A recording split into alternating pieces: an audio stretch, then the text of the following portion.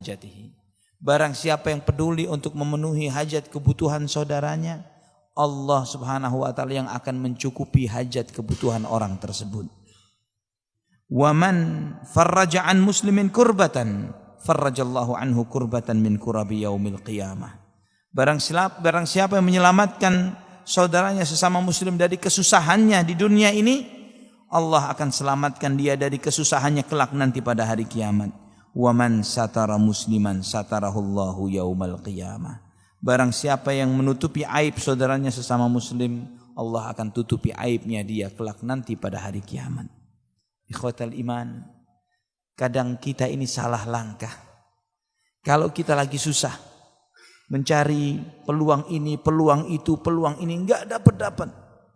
Pintu-pintu rizki seakan sudah ketutup dari diri kita. Namun yang kita pikirkan, pintu rizki yang mana lagi yang kita coba akan cari. Sedangkan Nabi mengajarkan di sini, barang siapa yang peduli untuk memenuhi hajat kebutuhan saudaranya, Allah Subhanahu wa taala yang akan mencukupi hajat kebutuhan dirinya. Artinya apa yang harus dilakukan ketika kita tidak tahu apa yang harus dilakukan? Ketika kita tidak tahu apa yang harus dilakukan, tidak tahu pekerjaan apa, peluang apa, coba cari kesibukan membantu orang. Bantu orang lain. Wallahu fi aunil abdi madamal abdu fi auni akhihi. Allah akan menolong seorang hamba ketika hamba itu peduli dan mau menolong saudaranya. Cari kesibukan untuk menolong orang lain. Maka ketika antum sibuk mencari peluang untuk menolong orang lain, di saat itu Allah akan membukakan banyak peluang untuk diri kita. Perhatikan orang-orang yang sukses.